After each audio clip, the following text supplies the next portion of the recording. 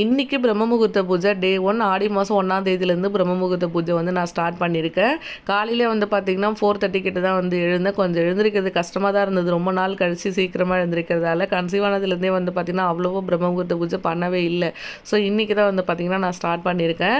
காலையில் எழுந்து அதுக்கப்புறம் வாசல் எல்லாம் தண்ணி தெளிச்சிட்டு குளிச்சுட்டுமே வந்துட்டேன். அதுக்கப்புறம் வந்து வாசல் நல்லா வந்து காஞ்சிருந்தது. போயிட்டு ஒரு கோலம் போட்டுடலாம் அப்படின்னு சொல்லிட்டு கோலமே வந்து போட்டு முடிச்சுட்டு அதுக்கப்புறம் வந்து விளக்கு போடுறதுக்கு வந்துட்டேன். ஆல்ரெடி பிரம்ம முகூர்த்த பூஜை வீடியோ பார்க்குறோம் நிறைய பேர் கேட்டிருந்தாங்க, இது ஏதாவது வேண்டுதல் வச்சுட்டு செஞ்சீங்களா, உங்களுக்கு வந்து அது ஏதாவது நிறைவேறியிருக்கா அப்படின்னு கேட்டிருந்தாங்க. ஃபஸ்ட் பேபிக்கு செகண்ட் பேபிக்கு எனக்கே வந்து பார்த்திங்கன்னா ஒரு 4 இயர்ஸ் கிட்ட வந்து இடைவெளி இருக்கும். ஸோ வந்து பார்த்திங்கன்னா ஒரு 2-3 இயர்ஸ்லேயே வந்து அகெயின் வந்து பாப்பா இருக்கும் அப்படின்னு ட்ரை பண்ணேன். பட் இல்லை.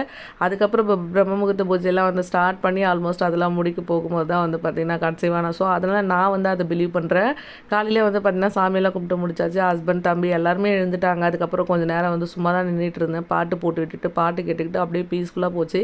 சூப்பராக இருந்தது இன்றைக்கி காலையில் 6:30 கிட்ட தான் வந்து பார்த்திங்கன்னா சமைக்கவே வந்து நான் போனேன். வேண்டுதல் வச்சுட்டு மட்டும் தான் பண்ணணுமா அப்படின்னு சொல்லி கேட்டிங்கன்னா அதுவும் கிடையாது. நம்மளுக்கு வந்து ரொம்ப பீஸ்ஃபுல்லாக சூப்பராக இருக்கும். நீங்கள் வந்து சும்மாவே வந்து பார்த்திங்கன்னா பிரம்ம முகூர்த்த பூஜை பண்ணணும் அப்படின்னு ஆசை இருந்தது அப்படின்னா கண்டிப்பாக தாராளமாக பண்ணலாம். ஸோ வந்து பார்த்திங்கன்னா கொஞ்ச நேரம் தம்பி கூட விளையாடிட்டு இருந்துட்டு அதுக்கப்புறம் வந்து பார்த்திங்கன்னா சைட் பை சைட் அப்படி சமைக்கவும் ஸ்டார்ட் பண்ணிட்டேன். இன்றைக்கி வந்து குக் பண்ணிவிட்டு அப்படியே வந்து படையல் போட்டு படைச்சிடலாம். அன்றைக்கி ஃபஸ்ட்டு நாள் இல்லையா ஆடி மாதம். ஸோ அதனால் வந்து பார்த்திங்கன்னா அப்படின்னு சொல்லி பிளான் பண்ணியிருந்தேன். ஸோ அதே மாதிரி காலையில் வந்து நான் சமைச்சு முடிச்சுட்டேன். நல்லா வந்து வெளிச்சமாகிடுச்சு நான் படைக்கும் போதெல்லாம்.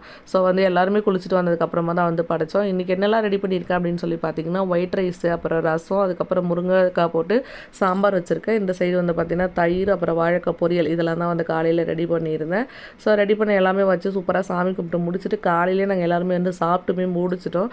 சூப்பராக இருந்தது இன்றைக்கி டே எங்களுக்கு. இப்படி தான் வந்து பார்த்திங்கன்னா இன்றைக்கி டே எங்களுக்கு ஸ்டார்ட் ஆச்சு. அடுத்த வீடியோவில் பார்க்கலாம். அது வரைக்கும் பாய்.